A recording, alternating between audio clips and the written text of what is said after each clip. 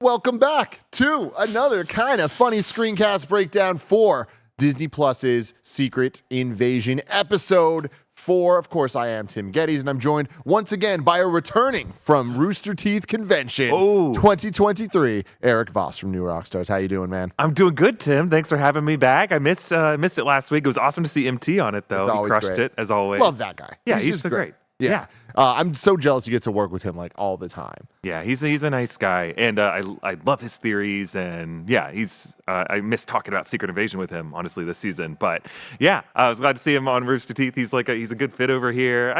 Sorry, I said Rooster Teeth. I meant kind of funny. My brain's still at RTX, but yeah, there's just a good vibes between New Rockstars and kind of funny. It's always fun 100%. To have this crossover. No, what I love about that too is like the New Rockstars kind of funny. Like we get along so well, but now I love the added Rooster Teeth element because like us and Rooster Teeth go back, I mean, essentially to the beginning. But like seeing them like welcome you guys into the family has been awesome. And I think what I'm really excited about is we're lucky enough that we've been doing this a long time. We get to hang out with the audience, and we've done so many meet and greets, so many live shows, and been able to like connect with the people out there. I feel like you kind of having your meteoric rise in the pandemic era kind of has stalled that experience for you, and I'm so excited you actually get to be in the same room with people. I know this isn't the first time, but like it still must be fresh and new for you, right? It is so overwhelming, and it's so hard to keep up with all of it. Like that was a big goal for 2023 is we want to do more live events, and we've done 4 of them so far. We were going to do Comic-Con. We had as a company, we kind of had to step back from it. Some of us are still going to have a presence there. I just can't go because it would have been 3 weekends in a row. I would have been away from my wife, and I cannot do that to her again. And it's not because she's saying she wanted me to go, and I was just like, I miss you. I'm tired of staying in a hotel. I need her more than she needs me, I think, honestly. I'm so dependent on her. But yeah, I think as you know, most of these other like media companies, like they can just kind of divide and conquer. They're used to just getting these opportunities to go to these live events and covering these media events and kind of like doing these interview junkets, and then they go home and make content. Whereas we evolved as a company, just staying in our homes, making content, making 3 videos a day sometimes, and that's just how I'm still wired. I'm just like a content producing machine, and so I'm now like trying to balance it out how we can do this at the same time. But like I don't know about you, when I go to these events, like this happened in Austin at Rooster Teeth when we were at WonderCon. There was like another event recently I was at. I literally run back to my hotel room and I spend all night writing, and I'll record. I recorded a video out of the hotel room that I was at while other people were kicking back by the pool, networking, interviewing people. I literally have to take my computer and I run back. I'm like, I have to write and review a video right now, please. Yeah. And that's just, hey, I'm not complaining about my job. I'm just saying, like, this is why it's hard for me to commit to these live events. I get it. I will say, though, and like not to give you advice or anything, but it's like when you go to these events, man, try your best to have other people write the reviews, other people write the stuff. Because being there, connecting, having that pool time, and don't think of it as rest and relaxation. It is, but it also is hanging out with people, networking, getting to know them, and building that with the audience. Man, there's nothing like it. But yeah, you guys are so good at it. You guys are good at just like chilling, making it a cool vibe, but like you could see you're moving the ball forward, and it's just like, yeah, for me, like I have different hemispheres of my brain. I have to be like, sorry, yes, I was thinking about a video that I need to do right now, but let's talk. Yes, let's get to know each other. I love it, man. Well, I'm very happy to have you back here. Of course, this is the screencast. We're doing our weekly breakdowns of Secret Invasion. This is episode 4, so we have 2 more to go. We'll be doing that. Once it's all done, we're going to be doing a proper in-review where we rank, review, and recap it with the entire kind of funny crew. So I'm very excited for that. In-review is about to be crazy, too. We're doing Oppenheimer next week, which I'm extremely excited about to keep Nolan in review going. And then we're going to do a very special one-off of Barbie because we have to. We just have to. I love the kind of funny in reviews. I think it's like my favorite thing you guys do because it just gets so wild. It's wild. It's so stupid. And the stuff that we have planned for Barbie, I just can't wait for you to see. The set design, the intro, it's fantastic. But then we also are going to be back for screencast for Ahsoka. Me and Barrett just did a breakdown of the trailer that dropped, so you can check that out. And then, we'll be doing weekly breakdowns of that as well with Sage Ryan and Anthony Carboni, of course, joining us to talk all about Star Wars. Remember, you can get the show ad-free by going to patreon.com/kindafunny, just like our Patreon producers, James Hastings, Casey Andrew, and Nathan Lamoth have done. Today, we're brought to you by Bird Dogs, but I'll tell you about that later. Erik, You weren't here last week. I didn't get to hear your thoughts on episode 3. So kind of give me your thoughts overall of 3. But then what do you think of episode 4? So episode 3, I think, might have been the weakest of the first 3 episodes. Episode 4, I think, was a step back to the norm. I liked episode 4 more than I liked episode 3. There was just some issues, and I think you can kind of sense this in the Easter egg breakdown I did for the new Rockstars channel. I try to just stay focused on appreciating the craftsmanship, but sometimes if the logic issues aren't just there, it does start to seep into my analysis. And there was just some issues with the plot to hijack the submarine, and why would you need to turn keys? Like, we were debating, like, is this a nuclear ICBM that they're firing at a UN plane? Why would you need to fire a nuke at a plane to bring it down? But then we realized, oh no, it doesn't have to be a nuke, it's just a missile. But why does it have to be from a Russian sub, or not a Russian, a UK sub? And why do they need to simultaneously turn the keys? That's something you only need to do if it's like an ICBM, because you have it's almost like the blank bullet and the executioners thing, like they do it so there's shared accountability. So, but then someone's like, well, it was a nuke. So everyone's just like, well, if it was a nuke, that's a problem. If it wasn't a nuke, that was a problem. Anyway, but I'm overthinking it. Overall, I like the scenes with Talos and with Fury. This episode really just got to see Don Cheadle shine. Oh, yeah. And I really love what we call Scrody, which is gross, oh, yeah. I know. Love it. But just seeing Don Cheadle play a slightly different version of himself, of herself, because we find out it's a female Skrull named Rava, I think is right. Rava, who is like a Skrull pirate who hangs out with Black Bolt in the comics. Oh, cool. I think that was like my favorite part of this episode, is just seeing Rhodey be such a jerk. Yeah. He made the guy whose arm was in a sling from Nick Fury twisted and broke his arm still open the door for him. Love and it was so mean, but it was so funny. And like, I would love if like Rhodey gets to be more of a villain in the final 2 episodes. Yeah, dude, that'd be awesome. I'm right there with you. I do feel like this is probably my least favorite episode, and I think it's mainly because we're now kind of starting seeing answers to the questions we've been asking. Yes, he is a Skrull, right? We've been theorizing on it. Then at some point it kind of became like explicitly clear, like with the phone call last week. But to see it in this episode, it's like, cool, this is where we're going.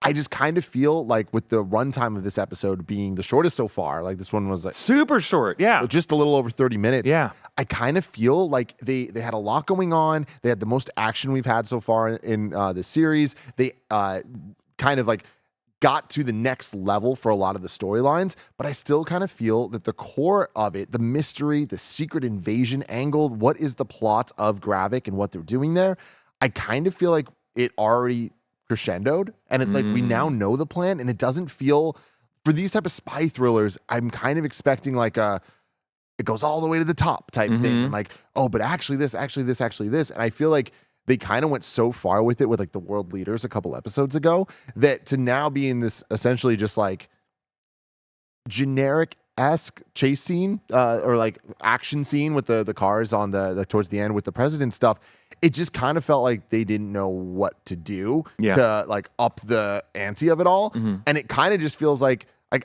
this episode in particular didn't make me feel like Gravik's plan is moving forward any more than it was already. And it kind of just feels like, all right, cool, now he's just a super powerful bad guy. Yeah. Now we see him do the Groot arm thing, and it's like, okay, we're maybe a little sooner than expected getting to they're a super villain. That's what this is. And I just feel like that takes away from the espionage spy stuff that potentially could have cool reveals. The reveals just don't feel special because we all saw it coming when it comes to Rhodey.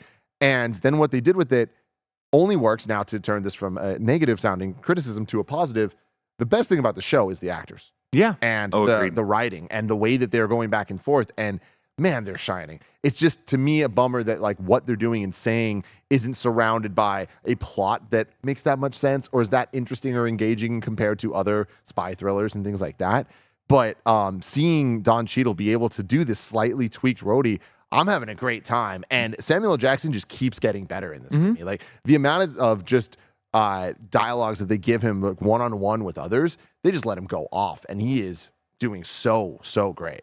Yeah, I agree. And I think that is why I'm still feeling good about this show. The acting performances are all fantastic and I'm having a good time. But I think I do agree with you in general that, I mean, we're only 4 out of 6 episodes, so it's too soon to judge. These last 2 episodes could be complete bangers and blow us all away. But right now, it starts to feel like we're in the Falcon Winter Soldier tier. Yeah. And I say that for the general consensus that the Falcon Winter Soldier is one of the lower appreciated Marvel Disney Plus shows. That's kind of how it feels like right now, and that the villains feel underdeveloped, that the stakes feel unclear, that we don't really know exactly what this show is about, that the writers seem a little unsure. But again, I'm holding out for these last 2 episodes kicking ass. But yeah, you mentioned Gravik. Gravik is a dumbass. Like his plan sucks. And that's the problem with this show. And you see this all the time, not just Marvel. You see it on a lot of streaming shows. When the villain versus a hero is just a fumbling contest. When the villain's plan doesn't really hold any logical water and the hero's plan doesn't really hold any logical water, and whoever just has the least bad plan ends up winning by the end of the episodes, that feels so unsatisfying. Ideally, what we would have is a hero who's really good at their particular skill, a villain who's good at either that particular skill but from a different moral perspective, or a completely complementary skill that balances it out. They go head to head with each other. One gets ahead of each other each episode, so it's kind of like a rat race till the end, and then they surprise us with how good they are at that thing, whether that's brilliant spycraft, whether that's just strength, whether that's like clever backstabbiness. In this show, like when he starts to like shine a light through Nick Fury's plans or Gravik's plans, they fall apart. Gravik's plan was to tell his soldiers, yell in Russian, because you know how Russians like to be really loud. That's as Russians do. You idiot. No. Have you ever heard of the KGB? Like, the KGB is one of the sneakiest, most clandestine spy organizations on the planet. They kill people by just inserting little needles in bottles of water and handing it to some Ukrainian president's aide who hands it to him in a hotel thousands of miles away, and then they die. And only because the CIA has, like, their investigation on it are we able to say it was the Russians. The Russians are clandestine when it comes to the spycraft stuff. They do not, when they invade Crimea, they send soldiers who are not wearing Russian flags, because that's how they roll. They don't like to take credit for these things. It's only when it's Putin sending forces in to invade the Ukraine, not the Ukraine, excuse me, is when they say this is us. But most of the time when they're doing spycraft, when they're assassinating people, they don't want the international community to know it was them.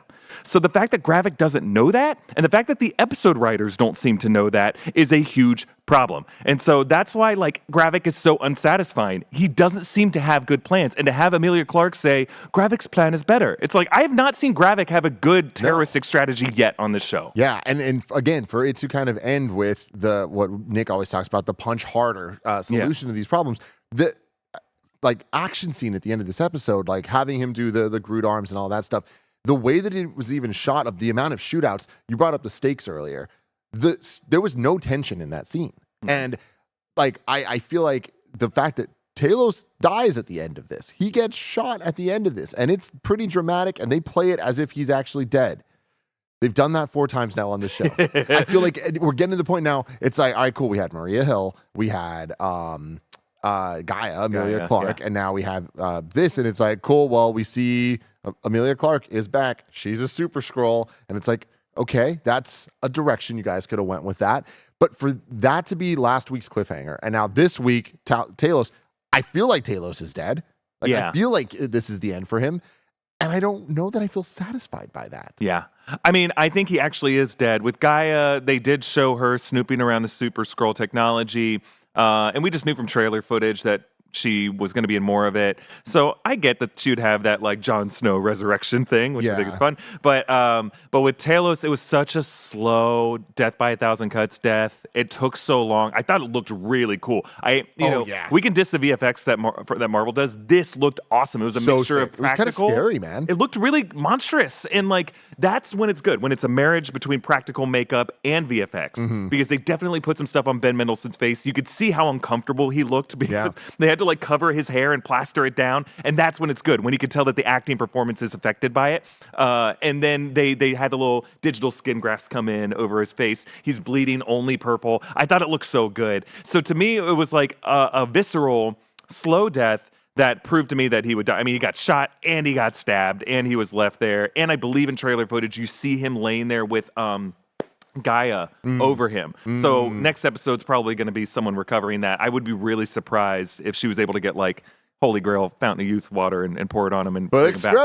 Extremis, that's right. Can she bleed some Jen Walters, the She-Hulk blood into him, some Extremis blood, and then he seals up and he's fine?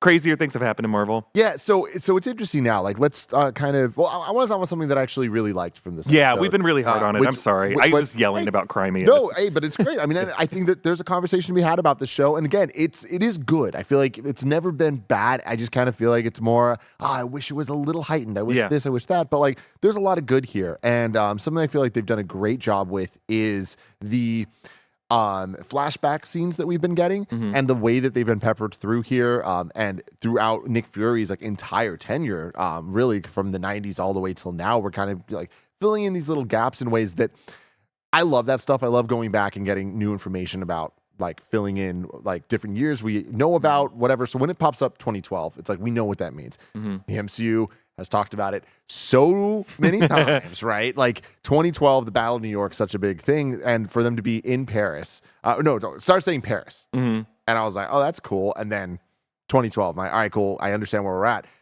Him and his wife having that conversation and that whole back and forth. Again, the acting, incredible. I loved the back and forth of them talking about what their purpose is on Earth. The Raymond Carver, who is one of Gia's favorite authors. Oh, yeah. So she popped the fuck off. She's like, I can't believe they're talking about this. Like, she's like, he's a literary god. And like the poem that they're talking about there is the last thing he wrote before he died. So it was his last published thing. Okay. But I loved her kind of setting up that her backstory about becoming this woman, like how she got this body and like the love and respect that she has for the human that she took over that is dead now. Yeah. Right? Which, hold on. Does that make sense? That, what do you mean? What does it make sense? Because weren't we talking a couple weeks back about the bodies have to still be alive? Oh, I don't know if the bodies still have to be alive. I think it helps them so they can go back. But yeah, that's a good question. My interpretation of it was that once you make the copy of something, the original carbon copy can be destroyed, or the original file can be destroyed, but the carbon copy can still live on. Okay. But yeah, I don't know what exactly the rules are. I understand the confusion there. Yeah, interesting, because like I remember us talking about how they have those like that station room with the like mind control-y looking things where like, people are kind of being held in status. So if why would they need that then if That's a good question. Maybe they want to slowly irradiate those bodies in radioactive hotspots just to mess with them. No, but I think it would be like they still have memories to mine from them if they're going to be actively in the lives and in the world and in the jobs of those other people. Whereas, she made 3 promises to still look after her parents a little bit, to not hurt Fury, to bury her at sea. So it seemed like Vara has more bandwidth to kind of live her own life and doesn't need the original Dr. Priscilla Davis to go back to in a fracking pod. Yeah. Okay. But yeah, that is a good question. It does raise some logical issues, right? Totally. But taking that out of it, I liked the conversation. I liked the 3 rules, and specifically one of them being protect Fury. I feel like that adds a nuance to this character that was interesting to be revealed. We knew Nick Fury had a wife, but to actually get to meet her, to learn he does know she's a Skrull, that just adds, I think, a lot of context to Fury's relationship with these people, and how integrated he's been with them for the last couple decades, right? Yeah. In this world. But then also like to have the later scene in this episode, like seeing her kind of the last couple episodes turn more onto the Skrull side of things, the bad Skrull side of things. And that kind of puts them in an interesting place of she's siding with Rhodey. And it's like, is she going to shoot and kill Nick Fury? And like, that's kind of we believe she's going to until they have that conversation referencing back to the 90 or the 2012. And I thought they did a really good job with like making it believable that I thought she was going to do it, but then I understand why she didn't. Yeah. I just really like the acting from Charlene Woodard. I think she's an incredible actress, and all of the scenes, she's able to bring so much humanity to every single one of her lines. What I really liked about her is that as a Skrull, she's still quoting a human poet. She lives the life as a human medical doctor. She's Dr. Priscilla Fury, and there were like AMA awards around her, around the home.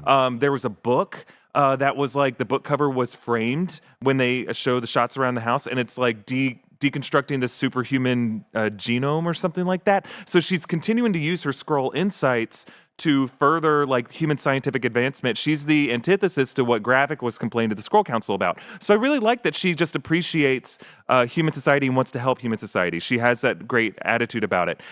I might just be reading too much into it. I do find it deeply problematic that a green-skinned Skrull, 2 of them, because another one did this with Rhodey, specifically appropriated a dying black woman just to honeypot Nick Fury. And they touch on it a little bit, but Fury doesn't seem that mad about it. This Skrull is like, they created a profile for Nick Fury and like found someone who is his type. And doesn't that feel a little dirty? Doesn't that feel like a little bad that like she was jokering around through a dying cancer patient ward or whatever, or, she had a different condition, pretending to be some kind of medical expert, a doctor, a nurse, and then just walked around and said, "Oh, that woman who's dying on her deathbed looks like Nick Fury's type. I'll become a friend to her, and then I'll take on her skin." It's like, am I overthinking it? I don't know if you're overthinking it. I mean, I think that there is an interesting conversation there, and like thinking about what the show is and the secret invasion angle of it. I feel like I have been a little let down on the lack of this is the plan all along type stuff. And for the one thing that we have seen to be that does feel a little bit like, I mean, not great. Yeah. I don't know if Marvel Studios was prepared to tell this story the way we would need to tell. Like, the world has changed. Like, our world has changed since 2008, 2009, when Brian Michael Bendis' storyline came out. It's now 2023. When you make shows about people wearing other people's skin, you have to be prepared to have the conversation that the viewers are watching this show with. And maybe I'm talking out my ass because I have a different perspective on this. Maybe people aren't thinking about it this way, but I just think it's problematic to have a conversation. I'm using the word problematic. I'm sure a lot of your viewers are now like, "Oh my God, snooze." But I just think it's weird. I think it's weird to be sitting in a church with 2 black actors with like white British people singing an African-American spiritual, a slave song, famous from Paul Robeson, and then they're just sitting there having no reaction to it, and they're both Skrulls, pretending to be black people, and no one is talking about that. When they interviewed Kingsley Ben-Adir about it, he's like, "No, this is just a superhero show." Like, he talked to some critics like, "This is a superhero show, we're not going to talk about this stuff." But it's like, how do you not talk about it? Like, I don't know if I think Marvel might have bit off more than they can chew. Yeah. Honestly, with this. Yeah, you bring up some very, very, very good points there. I want to keep talking about this, but real quick, let's take a word from our sponsor.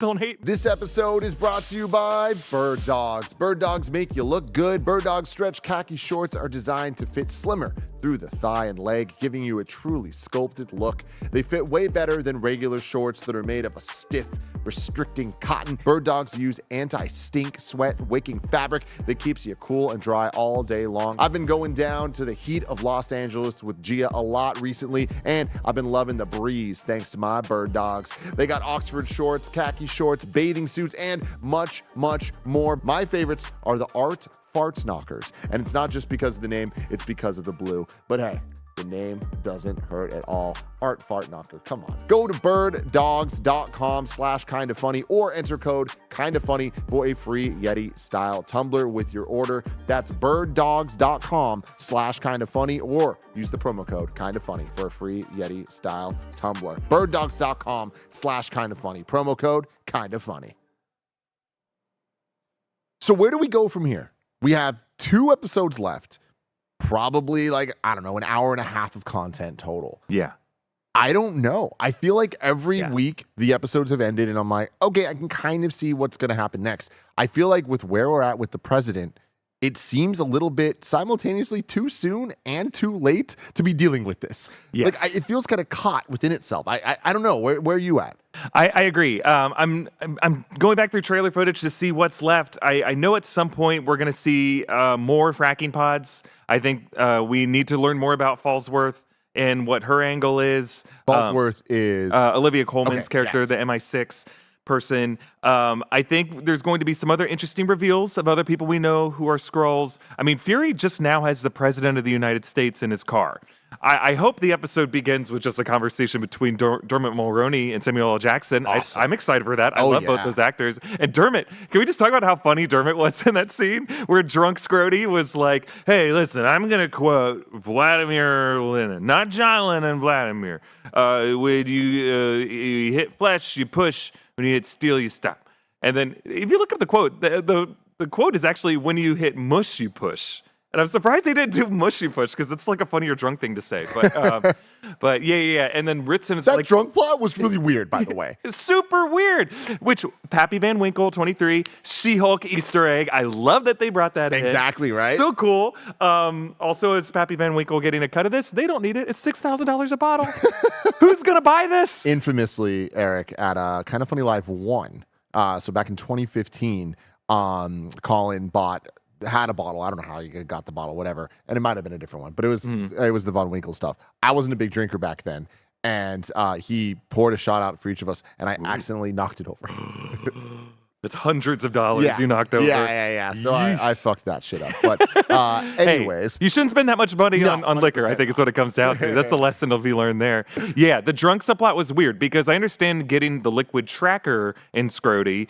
I'm sorry to gross everyone out by calling him Scrody, so that they can follow him. But to have them continue to be drunk, I think is just odd. And to get called out on it. And to get called out on it. President. And what did you think the moment was? Was it the Vladimir Lenin quote? I think it was the moment where Rhodey just kind of touches Ritson's arm and he's like, you don't touch the president. Like, it's not how this works. All of that was weird. And, something about that scene to me kind of like really made the show stand out as a little bizarre. And this happens when we're 40 projects into the MCU. But we've dealt so much with 2012, with the Battle of New York. Then we've dealt a lot with the snap, the blip, like the ramifications of that, especially in Phase 4 and now 5, the Disney Plus shows, kind of like Falcon and Winter Soldier, really dealing with the displacement of people, of jobs, of housing, of all that stuff. And it's like, that's so interesting of like, what would the world look like and how nations kind of changed and what would happen if half the universe disappeared for 5 years. And I feel like a lot of the other shows hinted at a lot more changes than this show, now that we're getting the most actual political landscape stuff than we've ever gotten in the MCU. It kind of feels like, oh, Russia's Russia, China's China, America's America. It just kind of feels, I feel a little bit let down by the amount of times they bring up the blip in this show even. And it just kind of seems like, the world's the way it was. Yeah, they just kind of like mention it, but we don't really see the ramifications of it other than some kids in a dirty camp somewhere playing soccer. That tends to be how they show like more kids are playing soccer now. that's the biggest consequence of the blip.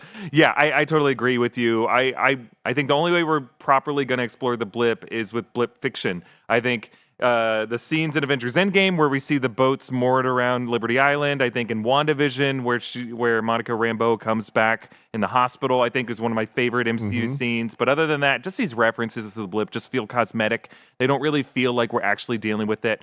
So yeah, that's a shame. But hey, here's what I'll say. Russia has weirdly always been Russia in our world. Like we thought things were cool with Russia with, the end of the Cold War, but no, Russia, there was like one movie like Air Force One where Russia was kind of on our side. But then after that, Putin came back to power and Russia's just always been Russia. China hasn't always been so confrontational. That's more been past 20 years sort of thing. But I don't mind with the geopolitical landscape being what it is, but I don't feel like they are actually addressing politics. I don't think having the president in the show is enough to be addressing politics. We don't know if he's a Democrat or a Republican. We don't know where he stands on the issues. I get that. It's a Disney Plus show. They don't want to go into that. But like, at least you can say he's like pro invasion on things. There's certain American values that like at least all Americans agree. Yeah, any American president's going to be like this probably. It's kind of like in that movie Love Actually. They have Billy Bob Thornton play the president, and he's kind of a mixture of like George W. Bush and Bill Clinton. He's like a womanizer, but he's like a Southerner, and he seems just kind of like go it alone type. Like you could make the president a bit more stubborn, kind of like that. We just don't really know what President Ritson believes or what his values are. Yeah. He just seems kind of crotchety and doesn't like his elbow being touched. And exactly. So are we still on the same page that he's going to die? Yeah, I think he's going to go, which is a shame because I really love Dermot Mulroney. But in order for there to be a Harrison Ford, Thaddeus Ross president in the MCU, there can't be a President Ritson. So either he's going to lose re-election, he's going to have to resign. There is that option. Or he's going to be killed. I don't think he's a Skrull, though. Right? Because I don't think they would kill someone who they could control and manipulate. I guess that's the question, too. So we have 2 episodes left. Are there still Skrull reveals coming that of consequence? I hope so. I hope so because I'm not satisfied. Like so far, Scrody has been a lot of fun, and I'm having a blast with it. If there could just be someone else who gets implied to be a Skrull that would affect the Marvels, or in fact affect Captain America: Brave New World, it would just be fun. All we need is just the implication that CIA director Julie Louis-Dreyfus could be a Skrull. I'd be good with that. A Happy Hogan, a Wong. If we can just have like the implication, all we need to do is like we have these fracking pods, we have names in a computer database. Even if you couldn't get Benedict Wong, or even if you couldn't get Julie Louis-Dreyfus or someone like that, just have them scroll through and just see their name in their headshot, and that would be enough. That would be a lot of fun because then we could just be like, holy crap, all these people are Skrulls, and it's never going to come up. Yeah. But we know deep down that this person's a Skrull. So with that, let's talk about Rhodey. What's the deal? When? Yeah. For how long? When for how long? Where is the real Rhodey? And how long has the real Rhodey been somewhere else? That is really the question. So Hector Navarro and I did like a video on this on New Rockstars last week where we went through Rhodey's timeline. We agreed, and this may be different, it must have been after Civil War because Rhodey had that serious injury, was incapacitated, underwent surgery. It would have been really hard for them to maintain their human fake status. So it's probably after that. In fact, I think it was probably after Endgame because I think it just would be really weird for Marvel Studios to say the Rhodey who we saw crying at Tony Stark's death was a Skrull who had a relationship with him. No. Let's make it after Endgame, hopefully, and it could, though, be before The Falcon and the Winter Soldier. Because if you go back to watch that first episode of The Falcon and the Winter Soldier, Rhodey has some interesting lines. He goes like, the world's a crazy place. Allies are enemies, enemies are allies. No one really knows what's going on. Someone needs to step up being leader. And I could totally imagine this Skrull version of Rhodey saying that. So I think it could have been before The Falcon and the Winter Soldier, but that's as far back as I would be comfortable. Do you think it gets addressed on the show? Like maybe not the specifics of it, but like do we see him in a fracking pod or something like that? I think at this point they're gonna have to, in these next 2 episodes, have Rhodey wake up and like the real Rhodey wake up in a fracking pod and say some kind of lines like, "The last thing I remember was this," or "I was just leaving Tony's funeral when this," or something like that, or maybe even "I just hung out with Sam Wilson over at the Smithsonian." And then I was walking around the mall in Washington, D.C., and then someone threw me in the back of a van, and then I woke up here. How many years has it been or something? Yeah. Very interesting. So we're expecting next week to kind of continue this president plot of what's going on. Where do we end with Gaia and Gravik? Well, I don't see Gravik living on. If anything, I think the Skrull who's playing Rhodey is more interesting of a villain right now. I'm hoping that Rava plays the Varanki role and becomes like kind of the Skrull queen. All the way to the top. Just because I like Kingsley Benadir. I think he's a great actor. I like him in everything else.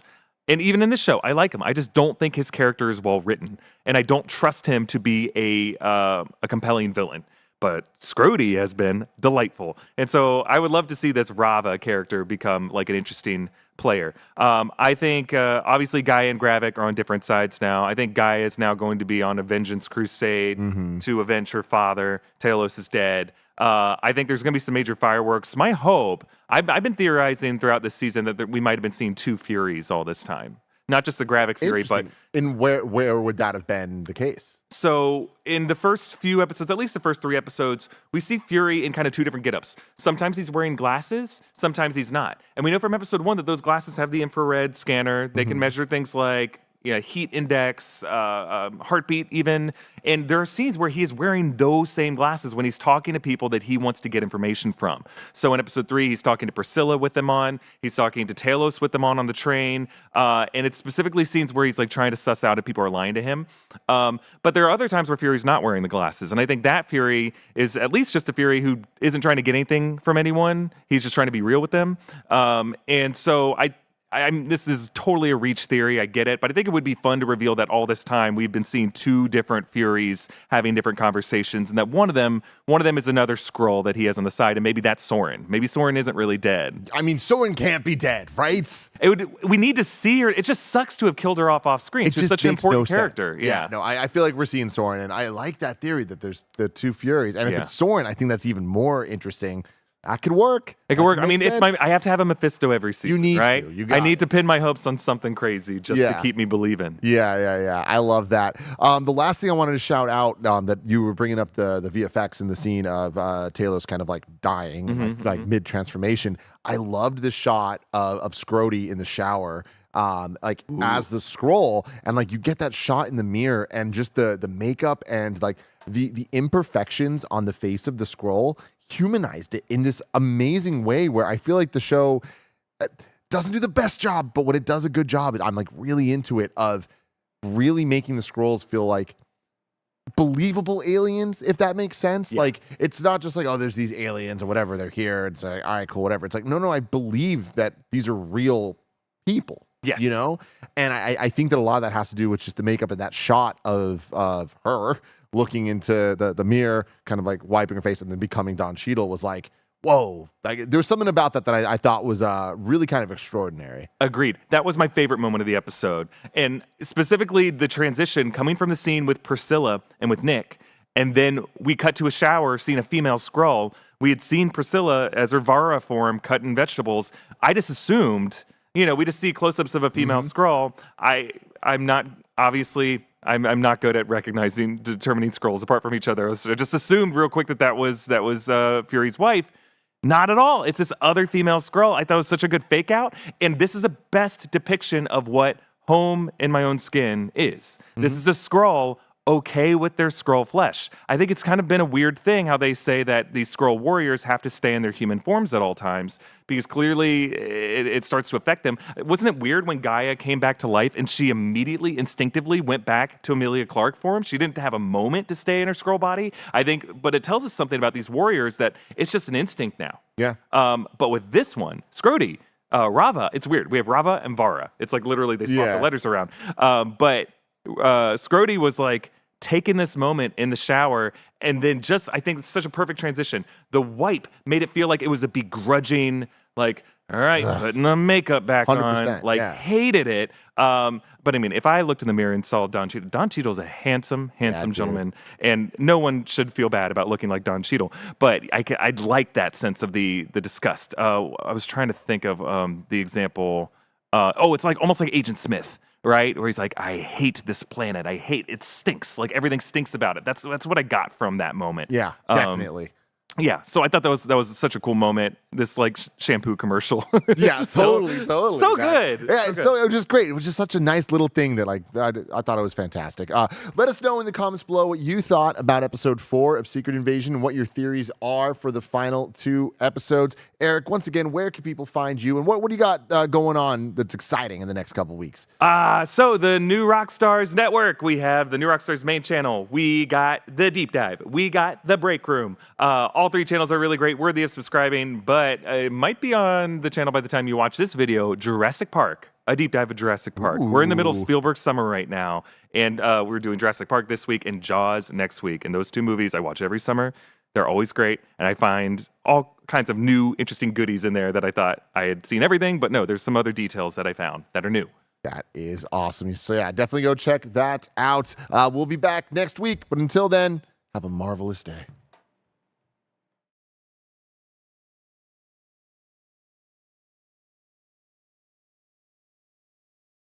Sorry again if I went too hard on it. Oh, no, dude. I love